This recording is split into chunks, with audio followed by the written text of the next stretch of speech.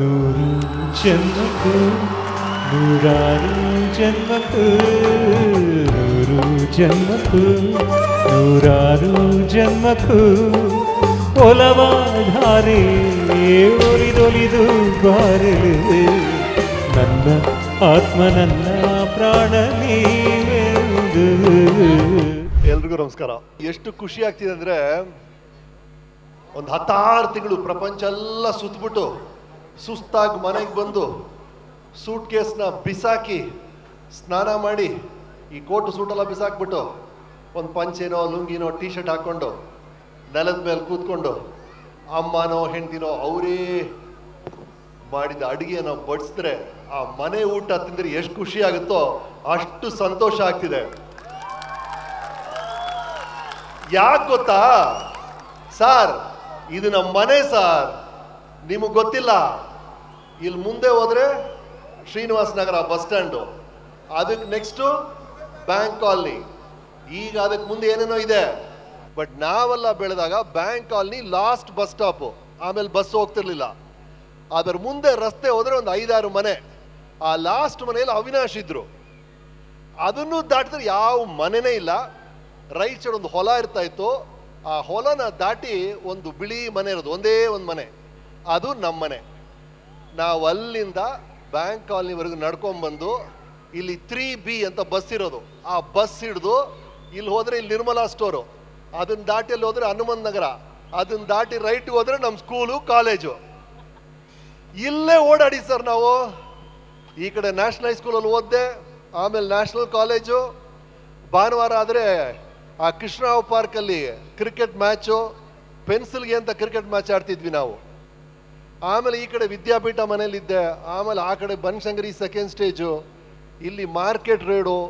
ಓದಿದ್ದು Tata silk farm, Kumara children's home. ನಿಜ ಹೇಳಬೇಕು ಅಂದರೆ ಇದನ್ನು ಸೆಂಟರ್ ಆಗಿಟ್ಟು ಒಂದು ದೊಡ್ಡ ಕಾಂಪಾಸ್ 1 ಕಿಲೋಮೀಟರ್ ರೇಡಿಯಸ್ ಸರ್ಕಲ್ ಆಗಿಬಿಟ್ರೆ ನನ್ನ ಇಡೀ ಜೀವನ ಇಲ್ಲೇ ಮುಗಿದೋಗಿದೆ sir. This is centre point.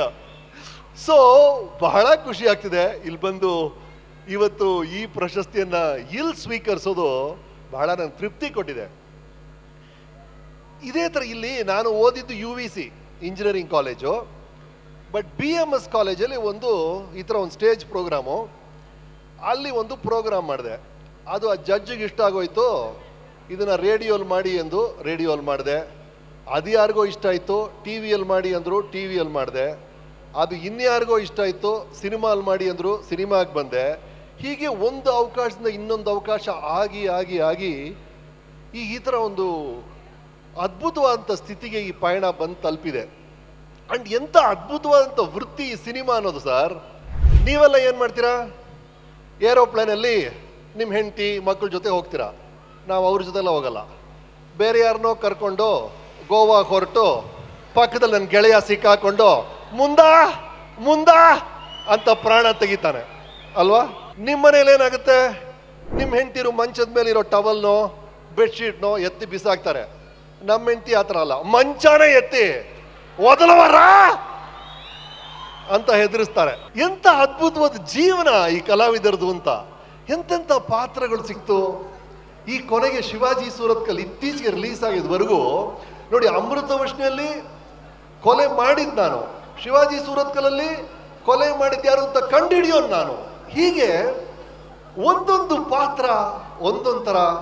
ಈ ಒಂದು ಅದ್ಭುತವಾದಂಥ, ನಿಜವಾಗ್ಲೂ ಹೇಳ್ತೀನಿ ರೀ, ಸತ್ಯವಾಗ್ಲೂ ಹೇಳ್ತೀನಿ, ನೀವು ಜೊತೆಗಿದ್ರೆ ಒಬ್ಬ ಕಲಾವಿದನ ಜೀವನ ನಿತ್ಯೋತ್ಸವ ಸರ್, ಹಬ್ಬ ಸರ್ ಅದು. ನಾನು ಇದೆಲ್ಲ ಯೋಚನೆ ಮಾಡ್ತಿದ್ದೆ, ಇದೆಲ್ಲ ಹೆಂಗಾಯ್ತು ಅಂತ. ನಮ್ಮಪ್ಪಂದೊಂದು ಫ್ಯಾಕ್ಟ್ರಿ ಇತ್ತು, ರೋಲ್ ಬೆಂಡಿಂಗ್ ಮಿಷನ್ನು, ವೆಲ್ಡಿಂಗು, ಲೇತು ಅದೆಲ್ಲ ಇಟ್ಕೊಂಡು ಸ್ಮಾಲ್ ಸ್ಕೇಲ್ ಫ್ಯಾಕ್ಟ್ರಿ. ನನ್ನ ಇಂಜಿನಿಯರಿಂಗ್ ಓದಿಸಿದ್ರು, ನಾನು ಅಲ್ಲಿ ಬಂದು ಆ ಫ್ಯಾಕ್ಟ್ರಿನ ನೋಡ್ಕೊಳ್ತೀನಿ, ಅದನ್ನು ದೊಡ್ಡದು ಮಾಡ್ತೀನಿ ಅಂತ.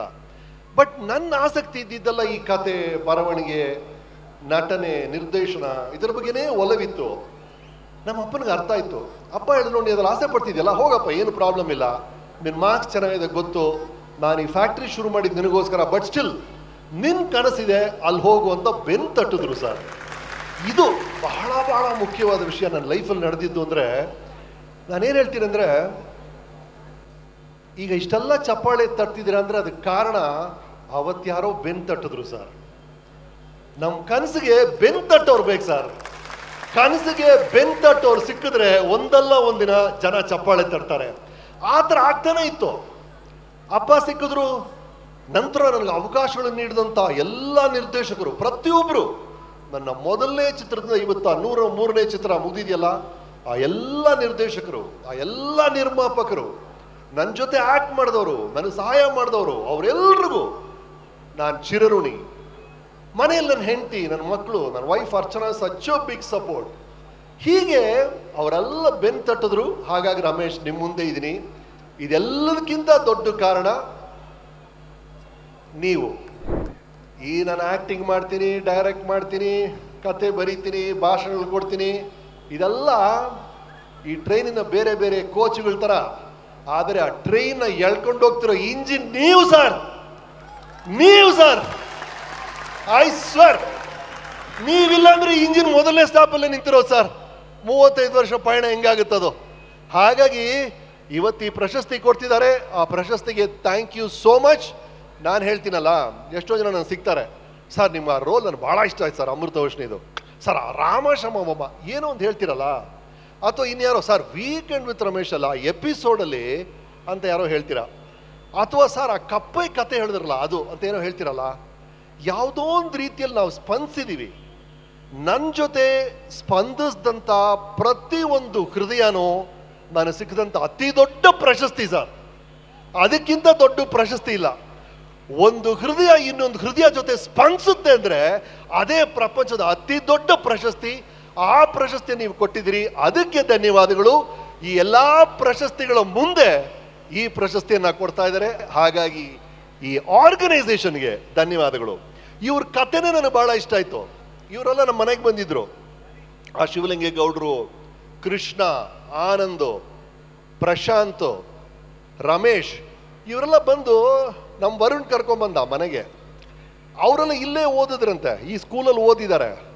ಆ ಸ್ಕೂಲಲ್ಲಿ ಓದಿದಾಗ ಅವ್ರಿಗೊಂದು ವೇದಿಕೆ ಇರಲಿಲ್ಲ, ಹಾಕ್ಕೊಳಕ್ಕೆ ಶೂ ಇಲ್ಲ, ಯೂನಿಫಾರ್ಮ್ ಇಲ್ಲ. ಇವರೆಲ್ಲ ಬೆಳೆದು ದೊಡ್ಡವರಾದ್ಮೇಲೆ ನಾವೇನಾದ್ರು ಮಾಡಬೇಕು ಈ ಸ್ಕೂಲ್ಗೆ ಅಂತ ಶುರು ಮಾಡಿದಂಥ ಕಾರ್ಯಕ್ರಮ ಇದು. ಇವತ್ತು ಈ ವೇದಿಕೆ ಇಷ್ಟು ದೊಡ್ಡದಾಗಿ ಒಂದು ಕನ್ನಡದ ಕಾರ್ಯಕ್ರಮ. ನಮ್ಮ ಕನ್ನಡ ನಟರು ಅಂಬರೀಷ್ ಅವರು, ಯಶ್, ಶಿವಣ್ಣ, ರವಿಚಂದ್ರನ್, ಉಪೇಂದ್ರ, ಎಲ್ಲರನ್ನು, ದ್ವಾರಕೀಶ್ ಅವರಂತೆ, ಇವರೆಲ್ಲರನ್ನು ಕರೆದು ಇಲ್ಲಿ ಕೊಂಡಾಡಿದಿರ. ಈ ಸಂಸ್ಥೆಗೆ, ಟು ದ ಎಂಟೈರ್ ಗ್ರೂಪ್, ತಮ್ಮೆಲ್ರಿಗೂ ಅಭಿನಂದನೆಗಳು. ನಾನು ಅದನ್ನ ಹೇಳಿದೆ, ಒಂದು ಈ ವೇದಿಕೆಗೆ ಅದರದ್ದೇ ಆದ ಒಂದು ಸತ್ವ ಇದೆ. ಇಲ್ಲಾಂದ್ರೆ ಈ ಥರ ಜನ ಸೇರಕ್ಕೆ ಚಾನ್ಸೇ ಇಲ್ಲ. ಈ ಜನ ಸೇರ್ತಾರೆ ಅಂದರೆ ಈ ವೇದಿಕೆಯಲ್ಲಿ ಒಂದು ಸತ್ವ ಇದೆ. ಅದಕ್ಕೆ ಕಾರಣ ಈ ಕರುನಾಡ ಸಂಭ್ರಮ ಅನ್ನೋ ಕಾರ್ಯಕ್ರಮವನ್ನು ಮಾಡ್ತಿರುವಂಥ ಈ ಗೆಳೆಯರ ಬಳಗ. ಅವರಿಗೆ ಅಭಿನಂದನೆಗಳು. ನಿಮ್ಮನ್ನೆಲ್ಲ ಭೇಟಿ ಮಾಡಿದ್ದಲ್ಲಿ ಬಹಳ ಬಹಳ ಬಹಳ ಬಹಳ ಸಂತೋಷ. Thank you so much, thank you so much, thank you so much. ವೀಕೆಂಡಲ್ಲಿ ಬಂದು ನಮ್ಮೆಲ್ಲರನ್ನ ನೀವು ಮೋಟಿವೇಟ್ ಮಾಡ್ತಾ ಇದ್ದಿದ್ದು, ಸ್ಪೆಷಲಿ ಬೇರೆ ಸಾಧಕರ ಸಾಧನೆಯನ್ನ ಈ ಸಾಧಕ ನಿಂತ್ಕೊಂಡು ಅಷ್ಟು ಹೆಮ್ಮೆಯಿಂದ ನಮಗಾಗಿ ಆ ಕಥೆಗಳನ್ನು ಹೇಳ್ತಿದ್ದಿದ್ದು. ಸರ್, ಒಂದೆರಡು ಪ್ರಶ್ನೆ ಸರ್. ಮೊದಲನೇ ಪ್ರಶ್ನೆ, ಅಷ್ಟು ಎಪಿಸೋಡ್ಗಳಲ್ಲಿ ಅಷ್ಟು ಸಾಧಕರನ್ನ ನೀವು ನಮಗಾಗಿ ಪರಿಚಯ ಮಾಡಿಕೊಟ್ರಿ. ಇವತ್ತಿಗೂ ನಿಮ್ಮನ್ನ ಕಾಡುವಂತ ಆ ಒಂದು ಸಾಧಕನ ಕತೆ ಅಂದ್ರೆ ಯಾವ್ದಂತೀರ ಸರ್? ಪ್ರತಿಯೊಂದು ಜೀವನನೂ ಅದ್ಭುತ ಸರ್. ನನಗೆ ಅವಕಾಶ ಸಿಕ್ಕಿಲ್ಲ, ಯಾರ ಕತೆ ಬೇಕಾದ್ರೆ ನಾನು ಹೇಳ್ತೀನಿ, 1 ಗಂಟೆ ಹೇಳ್ತೀನಿ. ಅವ್ರಿಗಾಗಿರೋ ನೋವು, ಅವ್ರಿಗಾಗಿರುವಂಥ ಅವಮಾನ, ಅವ್ರಿಗಾಗಿರುವಂಥ ಗೆಲುವನ್ನು ಕೇಳಿದ್ರೆ ಇದಕ್ಕಿಂತ ಒಂದು ಕತೆ ಇಲ್ಲ ಅಂತ ನೀವು ಹೇಳ್ತೀರಾ.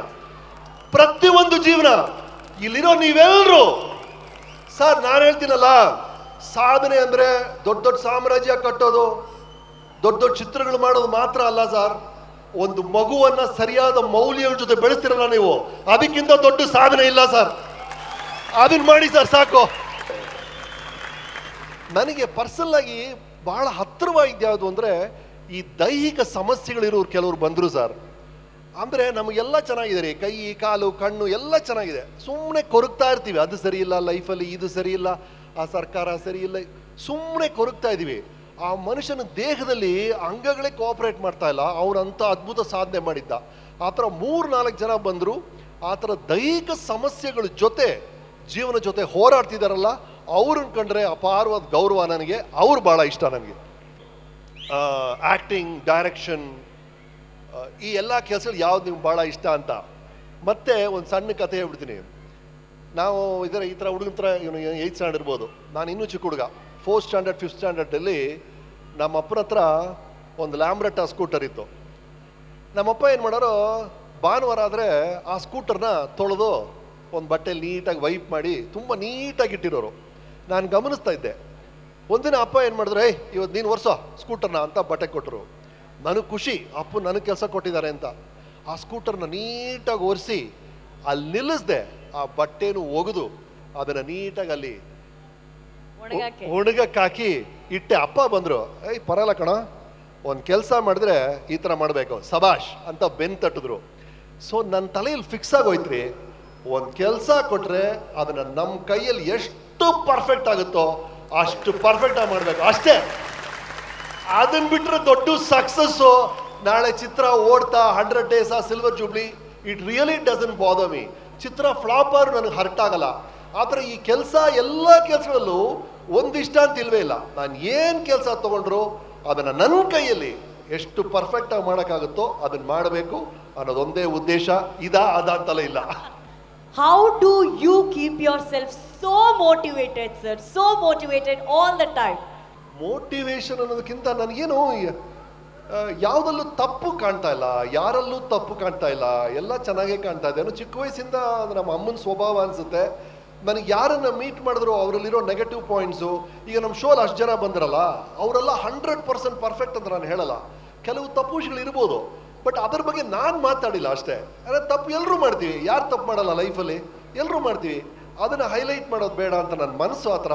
ಹಾಗಾಗಿ ಪಾಸಿಟಿವ್ ಥಿಂಗ್ಸ್ನೇ ನೋಡ್ಕೊಂಡು ಬಂದಿದ್ದೀನಿ ಚಿಕ್ಕ ವಯಸ್ಸಿಂದ. So that keeps me motivated. ನನಗೆ ನೆಗೆಟಿವ್ ಥಿಂಗ್ಸ್ ಕಾಣಿಸೋದಿಲ್ಲ, ಯಾರಲ್ಲೂ ಕಾಣಲ್ಲ, ಯಾವುದಲ್ಲೂ ಕಾಣಲ್ಲ. ಅದು ಭಾಳ ಸಹಾಯ ಆಗ್ತಾ ಇದೆ.